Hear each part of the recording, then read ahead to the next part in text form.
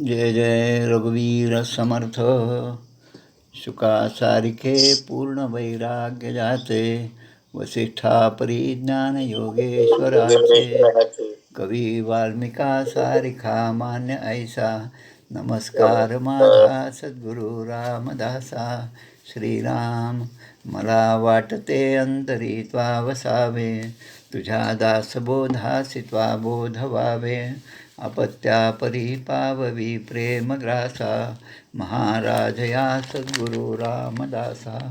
श्रीराम अलंकापुरी पुण्यभूमी पवित्र, जिथे नांदतो ज्ञान राजा सुपात्र. तया आठविता महापुण्य राशी, नमस्कार त्या सद्गुरु ज्ञानेश्वरासी.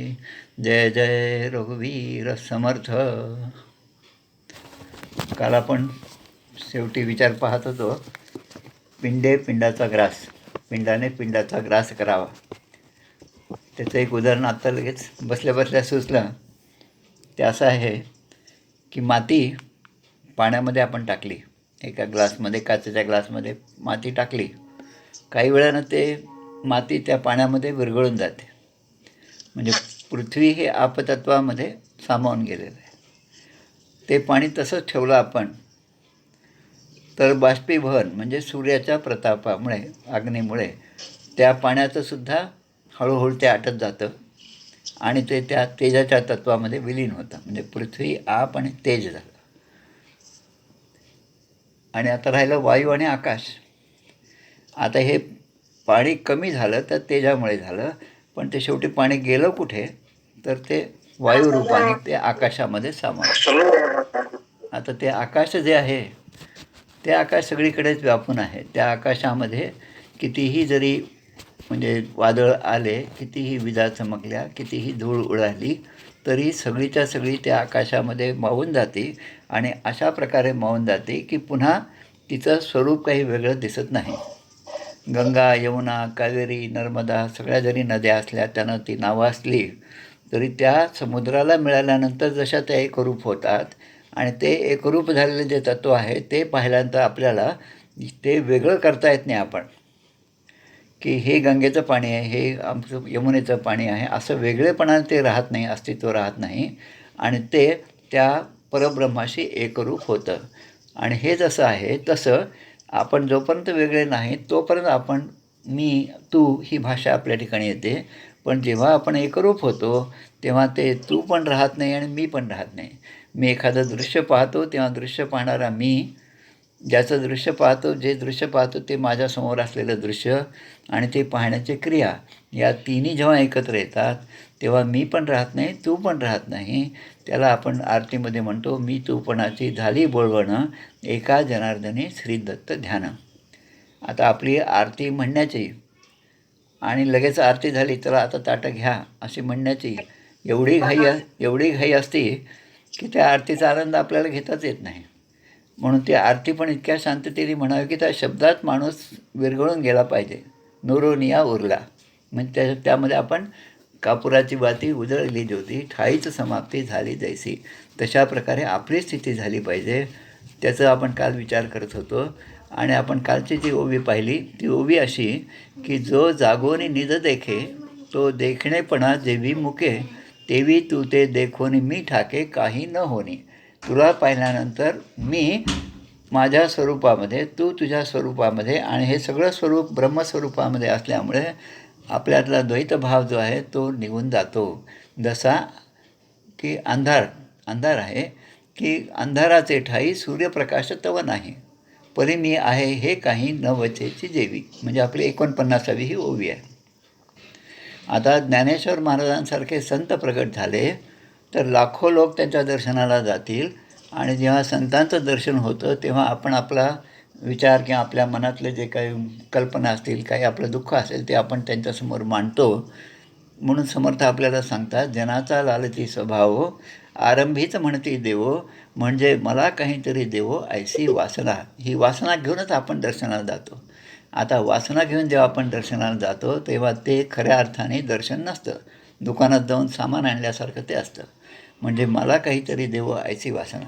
पण मागणेनं काही सांगण्यास आलो, आम्ही विठ्ठलाच्या भजनात नालो. अशीच आपली अवस्था असेल तर आपल्याला त्या परमेश्वराची प्राप्ती, त्याचं खरं दर्शन होण्याची काहीतरी सोय आहे. आता काही भाग्यवान मंडळी असतात की ज्याने अशा ग्रंथाचा अभ्यास केलेला आहे, संतचरित्राचा अभ्यास केलेला आहे.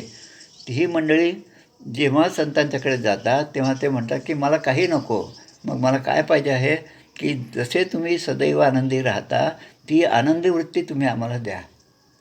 आता पांडवांचं उदाहरण घ्या. पांडवांना काय कमी त्रास झाले का?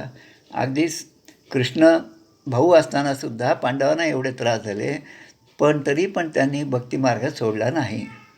म्हणून आम्ही रामदास श्रीरामचरणी आमचा विश्वास, कोसळून पडो हे आकाश आणिकाची आस न धरू. हे जे आहे ना, तो भाव आपल्या ठिकाणी असला पाहिजे. ज्ञानेश्वर महाराज ही सगळी चारी भावंडे जे आहेत, मुक्ताबाई आहेत, त्यांना काय लहानपणी कमी त्रास झाला का? समाजाने काय कमी त्रास दिला का? पण त्या त्रासाचं कुठलेही तो ओरखडा या पूर्ण ज्ञानेश्वरीमध्ये कुठेही उमटलेला नाही. त्याच्याबद्दलचं दुःख कुठेही नाही. आणि पण समाजाची उन्नती व्हावी ही तळमळ त्यांच्या ठिकाणी आहे. आणि म्हणून कृष्णार्जुन संवाद जो आहे तो ज्ञानेश्वरीच्या रूपाने त्यांनी आपल्यासाठी मोकळा करून ठेवला. म्हणून हे म्हणतात की ज्ञानेश्वर आणि चांगदेव यांची भेट आहे की ती सिद्ध भेट आहे. तर सिद्ध भेट कशी हे आपण पाहिलं. आता ही अशी भेट झाल्यानंतर म्हणतात, ऐसेनी माते विश्व कथित, कथितेनी तोषे कथू विसरित, मग तया विसरा माझी विरत अंगे जीवे. म्हणजे ही भेट अशी की ती भेट झाल्यानंतर आपण स्वतःला विसरून जातो अशी अवस्था आपली आली पाहिजे. अशी ही भेट म्हणजे ती सिद्ध भेट आहे. आणि मग आपण स्वतः विरल्यानंतर मग भेट जी होती ती देहाने होत नाही, ती मनाने होत नाही, आणि ती भेट बुद्धीने पण होत नाही. आणि म्हणून तैसे तुझा आत्मया ते पाही, देखो गेलिया मीची नाही. म्हणजे आत्मस्वरूपाने मी तुझ्याकडे पाहिलं तेव्हा मी पण राहत नाही, तेथे तू कैचा काही कल्पावया जोगा. आणि म्हणून काल आपण थांबलो. आणि मग त्या ठिकाणी येतं परमार्थ, भक्ती, ध्यान. या सगळ्या गोष्टी खरं म्हणजे सोप्या आहेत, पण तेवढ्याच त्या अवघडसुद्धा आहेत. आणि म्हणून समर्थ म्हणतात, आहे तरी सुगम परिजनासी झाला दुर्गम, त्याचं कारण का चुकले जयाचे वर्म सत्समागमाकडे. सत्समागम काय आहे? किंवा आपलं वर्मच चुकलेलं आहे. आमचे आप्पा केळकर नेहमी ती गोष्ट सांगायचे पदाच्या शिबिरामध्ये की नवरा बायको असतात, एका लग्नाला जायचं असतं, त्या लग्नाच्या आहेराचं एक पाकिट खिशात असतं आणि दुसरं पाकिट पदाचं असतं, ते आपल्या समीक्षकांना लिहायचं, अभ्यासार्थींना लिहायचं ते पाकिट असतं. पण गोंधळामध्ये जाता जाता पोस्टाचा डब्बा दिसला, बायको म्हणते अरे थांबा ते पत्र टाकायचं आहे. पत्र टाकलं त्यांनी आणि मग लग्नाचं तिथे गेले. आणि आता ते पत्र द्यायची, ते भेट द्यायची वेळ आली तेव्हा लक्षात आलं की अरे हे भेटीचं आपण जे पत्र दिलं ते मागेच टाकलं आपण त्या पोस्टाच्या पेटीमध्ये. तसं या ठिकाणी आपल्याला काय करायचं हे निश्चित आधी असलं पाहिजे, आपला मार्ग निश्चित झाला पाहिजे. आणि मग त्या निश्चित मार्गाने जाताना आपण कधीही चुकू नये. का चुकले जयाचे वर्म सत्सभागमाकडे. आपले तुकाराम महाराज अजून एक अभंग सांगतात, बोल बोलता वाटे सोपे. म्हणजे बोलताना खूप सोपं वाटतं, करणी करिता टीर कापे, नवे वैराग्य सोपारे, मग बोलता न वाटे खरे. आणि मग बोलणं फार सोपं आहे, पण त्यानंतर वागायला जेव्हा जातो तेव्हा ते किती अवघड आहे हे समजायचं असेल तर आपण अनेक संतांचे चरित्र वाचले पाहिजेत. विषय खावे ग्रासोग्रासी, धन्य तोची एक सोशी. म्हणजे प्रत्येक घासाला संतांना विष खावे लागले म्हणजे निंदा असो, स्तुती असो, मान असो, अपमान असो. विष म्हणजे विषच आहे असं नाही, त्यामध्ये स्तुतीसुद्धा ते विषासारखी समजतात. म्हणून जगात जितक्या प्रकृतीने भगवान नटलेला आहे तेवढ्या प्रकृतीनेच संतांना अशा प्रकारचे विष प्राशन करावं लागतं. आणि तरी पण ते आपला उपदेश जो आहे, आपल्या लोकांचा दुर्गुण सोडण्यासाठी जे सांगायचं तो बोध देणे कधीही ते थांबत नाही. पण आपण कसे आहोत की आपलं वेगळंच काम आहे. जीवा श्रेष्ठ ते स्पष्ट सांगून गेले, परी जीवा ज्ञान तैसेचे ठेले, देहे बुद्धीचे कर्म खोटे टळेना, जुने ठेवणे मीपणे आखळेना. मनाच्या श्लोकामधला हा श्लोक आहे. तसं या ठिकाणी म्हणलेलं आहे की आता अंधार आणि सूर्यप्रकाश, एकीकडे अंधार आहे, दुसरीकडे सूर्यप्रकाश आहे, हे दोन्ही एकत्र राहू शकत नाही, परस्पर विरोधी आहेत. निद्रा आणि जागृती काल आपण पाहिलं किती वाजता झोप लागली. एक तो क्षण कोणता लिहून ठेवा म्हटलं तर कोणीही आत्तापर्यंत लिहून ठेवू शकलं नाही, कारण त्यावेळेस ती झोप कशी लागते आणि केव्हा लागते हे कोणीच सांगता येत नाही. पण ती झोप लागते आणि मला झोप लागली हे जागं झाल्यावर आपण म्हणतो एवढं मात्र खरं आहे. तसं देह, मन आणि बुद्धी हा भाग वेगळा आणि आत्म्याचा प्रदेश हा वेगळा. म्हणून देह, बुद्धी आणि मनावर जर मी असेल तर आत्म्याच्या प्रवेशापर्यंत मी पोहोचू शकणार नाही. म्हणून या दोन्ही परस्पर विरोधी गोष्टी आहेत. हेड आहे का टेल आहे, काटा आहे का छाप आहे, हे जसं त्यामधलं एकच असू शकतं दुसरं असू शकत नाही, त्याप्रमाणे हे सगळं आहे.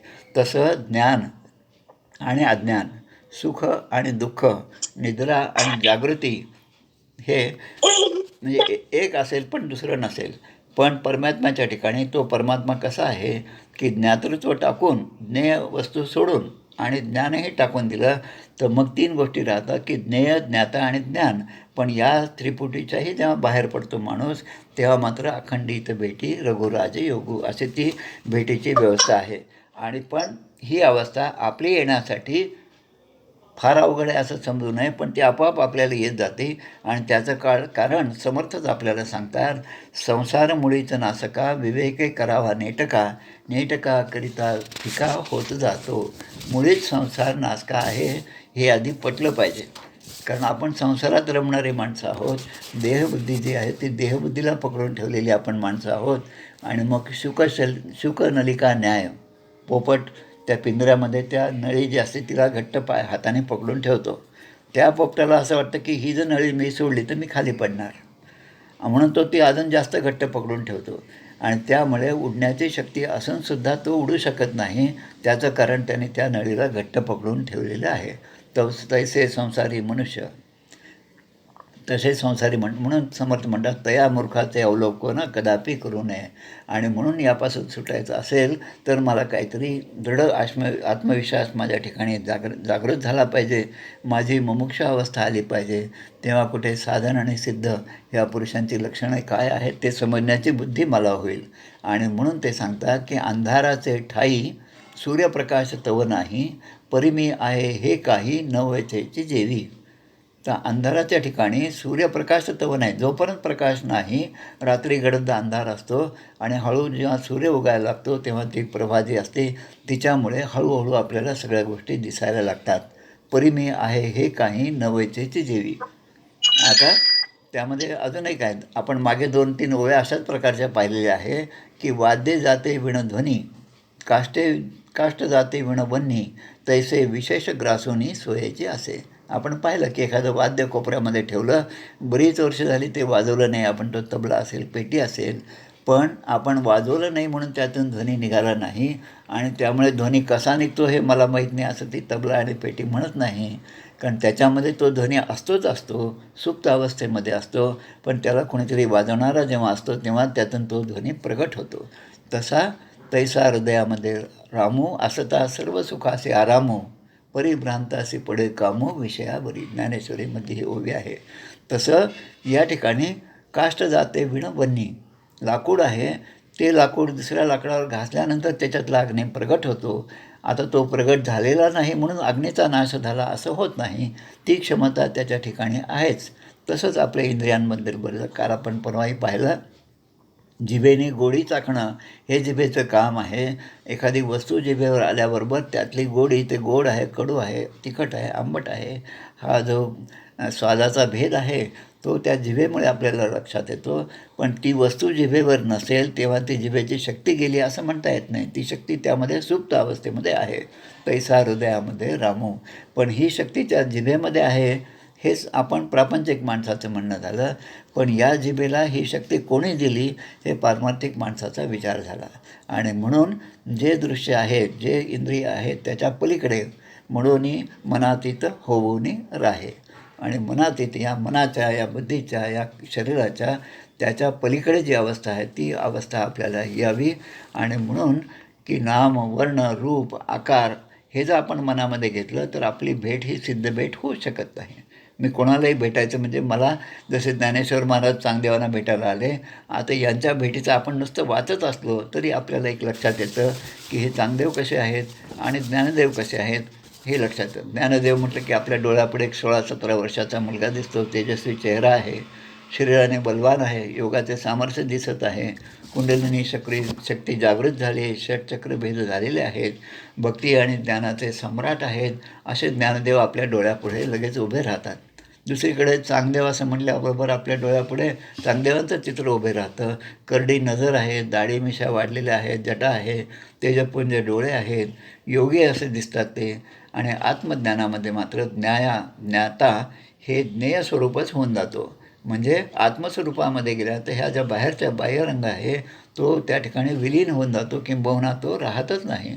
आणि म्हणून आपल्या रामकृष्ण परमहंस एक गोष्ट खूप छान सांगतात. ते म्हणतात की एखादं झाड दिसलं की ते झाड पाहिल्याबरोबर मनामध्ये येतं. म्हणजे एखादी दृश्य पाहिलं आणि आपण त्याचा दृष्टा झालो आणि ते दर्शन घेऊ लागलो, म्हणजे जिथे त्रिपुटीची सुरुवात होती तिथे लगेच प्रश्न यायला सुरुवात होती की हे झाड कशाचं आहे? आंब्याचं आहे. आता आंब्याचं म्हटल्याबरोबर मग हे आंबे कधी येतात? या झाडाला किती आंबे लागतात? हे आंबे कोणाचं झाड कोणाचं आहे? म्हणजे असे अनेक प्रश्न त्या ठिकाणी येतात. आणि मग आपण सहज म्हणतो की आम से मतलब रखो, गुटली के गिनते हो. तसं की एखादी चांगला ग्रंथ आपल्या हाती आला तर तो ग्रंथ आल्याबरोबर तो वाचायला सुरुवात करावी, चांगलाच ग्रंथ असेल तर, आणि त्यातला आनंद घ्यावा. मग आता त्या ग्रंथामधले सामाजिक जाणीवा कोणत्या? त्या ग्रंथामध्ये असणारे सौंदर्य स्थळं कोणते? त्यामध्ये गुरुशिष्य संवाद आहे का नाही? तर आजची त्याला काही उपयुक्तता आहे की नाही? हे सगळे प्रपंचातले विचार झाले. PhD करणाऱ्यांसाठी हे ठेवू द्या, तसेच राहू द्या. पण एक भक्त म्हणून माझं काम काय आहे की चांगला ग्रंथ, चांगलं पुस्तक माझ्या हातामध्ये आलं तर ते वाचून त्याचा आनंद मी घ्यावा. म्हणून ग्रंथ वाचनाचा आनंद हा अत्यंत महत्त्वाचा आहे. उद्यापासून या दासनमीच्या उत्सवानिमित्त आपण सगळे कदाचित दासबोधाचं पारायणही करणार आहोत. पण त्यावेळेस हे सगळ्या गोष्टी आपण लक्षात ठेवल्या तर आपल्याला दिसतं की हा खरा आनंद आहे. बाकी इतर जे आनंद आहेत त्या काही काही क्षणापुरता तो आनंद आहे. म्हणून अंधाराचे ठाई सूर्यप्रकाश तो नाही, परी मी आहे हे काही नवेचे जेवी. म्हणजे अंधार असेल तर सूर्यप्रकाश नाही. तर सूर्याला आपण जर म्हटलं की अरे बाबा तू एवढा मोठ्या अंधाराचा नाश केलेला आहे, तर सूर्य काय म्हणत असेल की माझ्या ठिकाणी मी अंधाराचा नाश केला हेच मला माहीत नाही, आणि किंबहुना मी काही जगाला प्रकाश देतो हे सुद्धा मला माहीत नाही. कारण ते प्रकाश देणं, अंधाराचा नाश करणं, या दोन्ही गोष्टी इतक्या स्वाभाविकपणे माझ्याकडून होतात की असं काही असतं हे सुद्धा माहीत नाही. सुरुवातीला जेव्हा आपण सायकल चालवायला शिकतो तेव्हा चालवताना खूप बॅलन्सचा प्रश्न येतो आणि आपण पडत असतो, धडपडतो आणि सायकल चालवतो. आता जेव्हा आपण सायकल चालवत होतो नवीन असताना, तेव्हा इकडे तिकडे पाहतही नव्हतो, कोण भेटलं हे सुद्धा पाहत नव्हतं. आपलं लक्ष त्या सायकलीचं बॅलन्स नीट राहणं याकडेच होतं. म्हणजे लक्ष आपलं तिथेच केंद्रित झालेलं होतं. पण जेव्हा चांगली सवय झाली तेव्हा माणूस सहजपणे एक हातही सोडतो, दुसऱ्याला टाटाही करतो, दुसऱ्याशी बोलतो, हे सगळे व्यवहार सुरू होतात आणि इकडे ती सायकल चालवणं पण सुरू होतं. तसं या परमार्थामध्ये एकदा ते अंगवळणी पडलं की मग आपण अखंडपणे त्या स्थितीमध्ये असतो. मग आपला देहाचा व्यवहार जो असेल तो असो, जसा असेल तसा असो, तो कसाही असला तरी तो सज्जन होता. कशामुळे? कारण त्याचं कर्म जे होतं ते कसायाचं काम कर्माने त्यांना दिलेलं होतं, म्हणून ते काम करत होते. पण त्यांच्या अंतरंगामध्ये तो भगवंत होता. आणि म्हणून आपल्याला समर्थ म्हणतात तो स्वभावेची जे बोलतं ते ब्रह्मनिरूपण. साधू संत जे आहेत स्वभावेचे जे बोलतं ते जे काय म्हणतील ते ब्रह्मवाक्य होतं. असं त्यांच्या ठिकाणी ती क्षमता आपोआप आलेली असते. आणि म्हणून जो प्रकाश कळत नाही किंवा अंधारही कळत नाही अशी ही सूर्याची अवस्था असते. आता आपल्याला पुढचा विचार पाहायचा की आता आपल्या दृष्टी सर्वसाधारण माणसाच्या दृष्टीने आपण म्हणतो की मी म्हणजे कोण? तर मी देह आहे. आता आपण एखाद्याबद्दल म्हणतो काय एवढं वय झालं तरी प्रकृती कशी उत्तम आहे हो तुमची. म्हणजे आपण त्यांना जेव्हा भेटतो तेव्हा आपण काय पाहतो की त्यांची प्रकृती उत्तम आहे. हे ते जेव्हा आपल्याला समजतं तेव्हा त्याच्या म्हणण्याचा अर्थ असा की माझी प्रकृती तुमच्यासारखी एवढी चांगली नाही. म्हणजे हा जो मी आहे किंवा मी दुःखी आहे, मी दुबळा आहे, तुम्ही कसे शक्तिसंपन्न आहात, मी सुंदर आहे, मी उदार आहे, असं जो मीपणाचा विचार असेल तो परब्रह्माचं स्वरूप आपल्यापासून दूर जात असतं. म्हणून ईशावास्य उपनिषदामध्ये ते एक मंत्र आहे, तन्ने जती तद्दे जती. म्हणजे ते ब्रह्मस्वरूप आपल्या किती दूर आहे की ते म्हणाल तर ते दूर आहे आणि म्हणाल तर ते आपल्या अंतरंगामध्ये आपल्यामध्येच ते आहे. फक्त आपल्या ज्ञान आणि अज्ञानाचा फरक आहे त्यामध्ये, म्हणून ते आपल्याला दूर वाटतं. अन्यथा ते आणि मी असं आपल्यामध्ये कुठलाच फरक नाही. म्हणून ज्ञान असो किंवा अज्ञान असो, हे सगळं ज्याच्या अधिष्ठानावर आहे ते अधिष्ठान म्हणजे स्वरूप आहे. तो आपलं ब्रह्मस्वरूप आहे, तो माझा आत्मा आहे, ते माझं सच्चिदानंद स्वरूप आहे, जे अखंड आहे. आणि म्हणून अखंडित आपली भेट आहे. आणि मग अशी जर अखंडित भेट असेल तर ज्ञानेश्वरी आपल्याला काय सांगते, जय जय भेटी जय भूत ते ते मानी जय भगवंत, हा भक्तियोगो निश्चित जाणं माझा. तर हाच तो प्रकाश आहे. देह, मन आणि बुद्धी या तिघांच्या पलीकडे गेल्यानंतर त्याच्या विरहित झाला म्हणजे तो परब्रह्माचा प्रकाश आपल्या ठिकाणी अगोदरच असणारा तो प्रगट होतो. म्हणून ज्ञानदेवा सांगतात, चांगदेवा तू आणि मी खरं म्हणजे एकच आहे. तेवी तू ते मी गिवसी, तेथे तू पण मी पणेसी, उखिते पडे ग्रासी भेटीची उरे. म्हणजे आपली भेट जी आहे ती आकाराने भेट होत नाही, स्वभावाने भेट होत नाही, प्रकृतीने भेट होत नाही. पण सर्वसाधारण माणसाच्या ज्या भेटी असतात त्या अशा प्रकारच्या असतात. एखाद्या माणसाला पाहिल्याबरोबर आपण म्हणतो आणि त्याच्याबरोबर तुम्हाला काम करायचं बरं का असं आपल्याला कोणी सांगितलं तर आपण लगेच काय म्हणतो, नाही नाही तो माणूस फार रागीट आहे, त्याच्याशी माझं कधीच जमणार नाही. किंवा दुसरा माणूस म्हटलं की आपण तो म्हणतो, नाही तो फार लोभी आहे, त्याची संगतच नको. म्हणजे त्या माणसाची भेट होण्याच्या अगोदरच त्याचे जे गुण आहेत, गुण असो किंवा अवगुण असो, ते आपल्यापर्यंत येऊन पोहोचतात. आणि त्या गुणामुळे आणि अवगुणामुळे प्रत्यक्ष भेट होण्याच्या अगोदर म्हणजे देहाने भेट होण्याच्या अगोदरच आपण त्याची विचाराने भेट घेत असतो. आणि पण आत्मा जर आपला एकच असेल तर मग त्याची भेट ही अखंडच आहे. याबद्दलचं एक उदाहरण सांगतो म्हणजे अजून आपल्या लक्षात येईल. रामकृष्ण परमहंसांचा जन्म हा सन 1836मधला, त्यांचं निर्याण 1886मधलं, म्हणजे 50 वर्षाचं आयुष्य. आता ह्या 1836च्या नंतर 1936मध्ये हैदराबादमध्ये एक मोठा कार्यक्रम झाला. रामकृष्ण परमहंसांची जन्मशताब्दीचा कार्यक्रम होता. हैदराबादमध्ये जे रामकृष्ण मठाची शाखा आहे त्या मठाचे अध्यक्ष हे स्वामी रंगनाथानंद होते, जे रामकृष्ण मठाचे दुसरे तिसरे अध्यक्ष नंतर झालेले आहेत बेलूरच्या. तर त्यांना त्या ठिकाणी ते बोलणार होते, त्या ठिकाणी ते बोलले. तर ते म्हणतात की ही रामकृष्ण परमहंसाची जन्मशताब्दीचा दिवस आजचा आहे, हेच मला मुळामध्ये पटत नाही. आता ज्या जन्मशताब्दीसाठी यांना बोलावलं आणि हे जे ज्या संप्रदायाचे आहेत, ज्या मिशनशी जोडलेले आहेत, त्याचेच अध्यक्ष अशा प्रकारे बोलायला लागले, सर्व संभ्रमात पडले. तेव्हा ते म्हणतात की रामकृष्ण परमहंस यांचा जन्म 1836मध्ये झाला, त्यांचं निर्याण 1836मध्ये झालं. हे जरी खरं असलं तरी 1836च्या पूर्वी रामकृष्ण परमहंस नव्हते काय? 1886मध्ये निर्याण झाल्यानंतर ते पुन्हा आज नाहीत काय? असा प्रश्न जेव्हा येतो तेव्हा आपण पाहतो की ते पूर्वी पण होते, आताही आहेत आणि पुढे पण आहेत. कारण हे एक सद्गुरू तत्त्व आहे आणि ते सद्गुरू रूप ते निश्चळ जाणारं नाही. ते गेलं ते आलं असा प्रश्न त्यांच्या बाबतीत नाही, तो आपल्या दृष्टीने आहे, आपल्या बाबतीत आहे. सूर्योदय सूर्यास्त हा आपल्या दृष्टीने आहे, पण सूर्याच्या दृष्टीने सूर्योदय नाही आणि सूर्यास्त नाही. म्हणजे हे जे सापेक्ष जे शब्द आहेत परस्पर विरोधी असले तरी ते आपल्या अज्ञानामुळे निर्माण झालेले आहेत. पण ज्ञानाचा विचार केला तर या कोणत्याच गोष्टी नाहीत. आणि म्हणून खरं साक्षात्कार जे आहे की दृश्य असल्यावर आपण दृष्टा होतो आणि आपण दर्शन घेतो, पण समोर कुठलाही पदार्थ नसताना जे पाहणे आहे ते पाहणे म्हणजे ती दृष्टी माझ्यामध्ये मुरूनच आहे आणि त्यालाच खऱ्या अर्थाने साक्षात्कार असे म्हणतात. आणि मग साक्षात्काराचे मर्म जे आहे ते सांगतात. तदा दृष्टु स्वरूपे अवस्थानम, म्हणजे स्वरूपाच्या अवस्थानम म्हणजे स्थित राहणं, हेच त्याचा साक्षात्कार आहे. आणि म्हणून डोळ्याचे भूमिके, आता पुढची ओवी येते पहा. डोळ्याचे भूमिके डोळा चित्र होय कौतुके, 51वी ओवी आहे. डोळ्याचे भूमिके डोळा चित्र होय कौतुके, आणि तेणेची तो देखे न दंडळिता. म्हणजे काय? डोळ्याचे भूमिके. आता डोळ्याच्या भूमिकेपासून तुम्ही पहा, एखादा चित्रकार आहे, आमच्या पुण्यामध्ये गोपाळ नांदूरकर आहेत, खूप उत्कृष्ट चित्रकार आहेत, परमेश्वरी देणगी त्यांना आहे.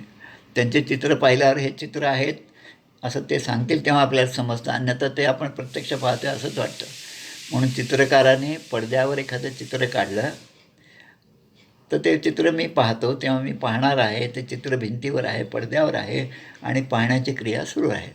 आता विचार करा की डोळ्यावरच डोळ्याचं चित्र काढलं, डोळ्यावर डोळ्याचं चित्र काढलं म्हणजे कसं की एक वस्तू आहे त्याच्यावरच दुसरी वस्तू त्याच साईजची त्याच प्रकारची एकावर एक ठेवली तर जसं आपल्याला त्या दोन आहेत असं भासतसुद्धा नाही. तसं डोळ्यावर डोळ्याचं चित्र काढलं आणि तोच डोळा आपण पाहत असलो तेव्हा मग तो पाहणारा कोण आहे? डोळेच आहेत. दर्शन कशाचं घ्यायचं? तर डोळ्याचंच घ्यायचं. आणि मग अशा वेळेस त्या डोळ्याचे म्हणजे ती त्रिपुटी झाली त्या ठिकाणी. पण या तिन्ही गोष्टी एकत्र झाल्या आणि एकत्र झाल्यामुळे आपण ते दर्शन घेणं म्हणजे एक खरं म्हणजे स्वरूपाचा आनंद त्या ठिकाणी आहे. हा आनंद कसा आहे त्याबद्दलचा विचार आहे या ठिकाणी. आणि म्हणून ते म्हणतात की डोळ्याचे भूमिके डोळा चित्र होय कौतुके आणि तेणेचे तो देखे न डंडळीता. म्हणजे कुठल्याही प्रकारचं मनामध्ये म्हणजे डळमळीतपणा नाही. स्पष्टपणे आपण सांगू शकतो की मी जे पाहत आहे तो डोळाच आहे, मी तो डोळ्यानेच पाहत आहे. आणि म्हणून की कशी भेट घ्यायची हा विषय आपला चालू आहे ज्ञानेश्वर या चांगदेव पासष्टीमधला. तेवी तू ते देखोनी मी ठाके काही न होनी. म्हणजे तुला पाहून मी माझाच विसर माझा पडलेला आहे आणि विसर तुझा ते घडावा देवा. आपण म्हणलं ना ते जसं म्हणतो या प्रार्थनेमध्ये तसं की विसर पडला पाहिजे कोणाचा? माझ्या स्वरूपाचा विसर पडला पाहिजे, माझ्या देहाचा, माझ्या आकाराचा, माझ्या गुणांचा सगळ्यांचा विसर पडला पाहिजे. आणि तो विसर असा असावा की मी तुझ्यामध्ये सामावलेला आहे. पाण्यामध्ये साखर घ्या, साखर टाकताना आपल्याला साखरेचे दाणे हातात घ्या, साखरेचे दाणे वेगळे दिसतात, पाणी वेगळं दिसतं. पण ते दाणे जेव्हा आपण साखरेमध्ये त्या पाण्यामध्ये टाकतो तेव्हा थोड्या वेळाने ते साखर त्या पाण्याशी एकरूप होते. ती जेव्हा एकरूप झाली तेव्हा त्यामधली साखर वेगळी राहत नाही, पण ते साखरेचे गुण जे आहेत, ती गोडी जी आहे ती त्या पाण्याला प्राप्त होती.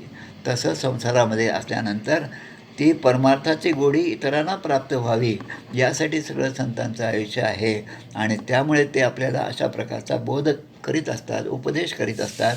आणि तो बोध आपण कशा प्रकारे घेतो त्यावर त्यांचा बोध आपल्यामध्ये कसा ठसतो हे अवलंबून असतं.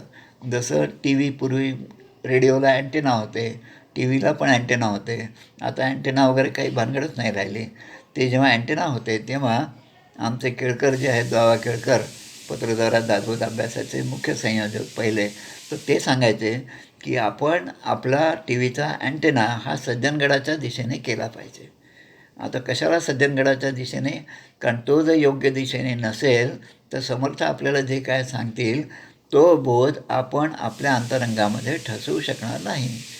टी व्हीचा जो अँटेना आहे, रेडिओचा जो अँटेना आहे तो योग्य दिशेने नसेल तर त्यावर जे प्रक्षेपण सुरू आहे ते आपल्याला चांगल्या प्रकारे दिसणार नाही. पण मी त्या अँटेनाशी आणि त्या प्रक्षेपण केंद्राशी जर मी काय म्हणायचं कोलिनियर म्हणजे त्या एकाच लाईनीमध्ये आम्ही असलो तर त्यांचं सांगणं मला स्पष्ट ऐकू येईल, त्यांचं दिसणं जे आहे ते दाखवणं ते सुद्धा मला स्पष्ट दिसेल. म्हणून मला गरज काय आहे तर फक्त मी माझा अँटेना त्या दिशेने केला पाहिजे. रामकृष्ण परमहंस म्हणतात की प्रभू कृपेचा वारा तर वाहत आहे, तू फक्त शीड उभारा. प्रभू कृपात आहेच आहे. त्या जहाजाचं शीड जर योग्य दिशेने असेल तर तो वारा, प्रभू कृपेचा वारा जो आहे तो सहजपणे तुम्हाला पहिलं तीरावर घेऊन जाईल. आणि मग त्या पहिल्या तीरावरचा आनंद जो आहे तो आपल्याला सहजपणे त्या सद्गुरूंच्या कृपेने अनुभवता येईल. म्हणून असा अनुभव आपल्याला यावा. म्हणजे तैसे अज्ञान ज्ञाने गेले, आपण वस्तू होऊनी ठेले, ऐसे जाणणे निवीण उरले जाणणे जे. म्हणजे ते जाणणं कसं आहे ते सांगतात आपल्याला की जिव्हे आपुली चवी चाखणे, चक्षु निज बुबुळ देखणे, आहे तया ऐसे निरीक्षणे आपुले पै. परी मी आहे हे काही नवेचेची जेवी. नवेचेची जेवी म्हणजे जसं एखादा अंधार आहे त्यामध्ये एक दिवा लावलेला आहे आणि तो दिवा आहे म्हणून त्या ठिकाणचा अंधार गेला आणि त्या ठिकाणी प्रकाश आला. आत्तापर्यंत खोलीमध्ये अंधार होता पण तो दिवा आहे म्हणून त्या ठिकाणी प्रकाश आहे. अंधार आता गेलेला आहे. आता आपण त्या ठिकाणी जाऊन तो दिवा विझवला तर काय होतं तो दिवा विझवल्याबरोबर पुन्हा त्या ठिकाणी अंधार असतो आणि तो अंधार असल्यानंतरसुद्धा आपण जर दुसऱ्याने प्रश्न विचारला की अरे इथं कोणी आहे का अंधारामध्ये, तर तेव्हा अंधारामध्ये असणारा मी काय म्हणतो आपण, हो मी आहे. आता अंधार असल्यामुळे इतर वस्तू दिसत नव्हत्या, पण मी आहे ही जी जाणीव आहे माणसाची, ही जाणीव मात्र अखंड आहे. तर ती अखंड जाणीव जी आहे ते माझं खरं स्वरूप आहे आणि ती जाणीव ठेवून भगवंताशी भेट म्हणजे ही अखंडित भेट आहे. आणि अखंडित भेटी असं जर झालं तर मग ही लौकिकातली भेट इकडून तिकडे जाणं, त्यांना भेटणं, मग दृश्य, आकार, रूप, रंग, नाम या सगळ्या गोष्टी या नंतरच्या झाल्या द्वैतामधल्या. पण अद्वैत जे आहे ते मात्र अखंडित आहे. पाहिल्याबरोबर किंवा मन विचार केल्याबरोबर आपण त्या ठिकाणी अखंडपणे भेटत जातो. म्हणून अंधाराचे ठाई सूर्यप्रकाश तव नाही, परी मी आहे हे काही नवचेच जेवी. तेवी तू ते मी गिवसी, तेथे तू पण मी पणेसी, उखते पडे ग्रासी भेटीची नुरे.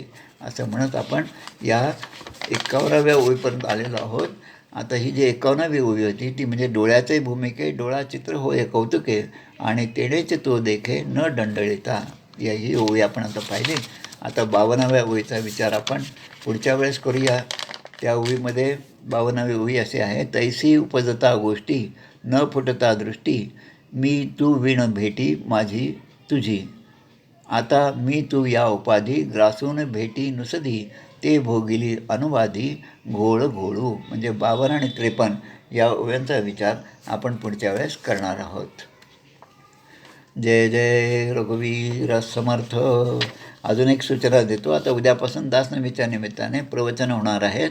या प्रवचनामध्ये बऱ्याच मठांचे मठपती हे आपल्याबरोबर येणार आहेत आणि त्या मठाचं योगदान रामदासी संप्रदायामध्ये, त्या मठामध्ये असलेली परंपरा, त्या मठाचे हस्तलिखित यावर सगळे विवेचन त्यामध्ये होणार आहे.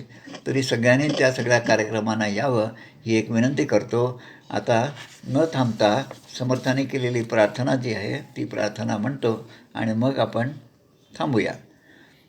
कल्याण करी राम राया, राम राया, कल्याण करी राम राया, जनहित विवरी जनहित विवरी, जनहित विवरी, कल्याण करी राम राया, राम राया, कल्याण करी राम राया. तळमळ तळमळ होतची आहे, होतची आहे, हे जन हाती धरी दयाळा, कल्याण करी राम राया, राम राया, कल्याण करी राम राया. अपराधी जन चुकतची गेले, चुकतची गेले, तुझा तूची सावरी दयाळा, कल्याण करी राम राया, राम राया, कल्याण करी राम राया. कठीण त्यावरी कठीणची झाले, कठीणची झाले, आता न दिसे उरी दयाळा, कल्याण करी राम राया, राम राया, कल्याण करी राम राया. कोठे जावे काय करावे, काय करावे, आरंभिली बोहरी दयाळा, कल्याण करी राम राया, राम राया, कल्याण करी राम राया. दास म्हणे आम्ही केले पावलो, केले पावलो, दयेसी नाही सरी दयाळा, कल्याण करी राम राया, राम राया, कल्याण करी राम राया. राजाधिराज प्रभु रामचंद्र महाराज की जय. महारुद्र हनुमान की जय. श्रेष्ठ गंगाधर स्वामी महाराज की जय. जय जय रघुवीर समर्थ.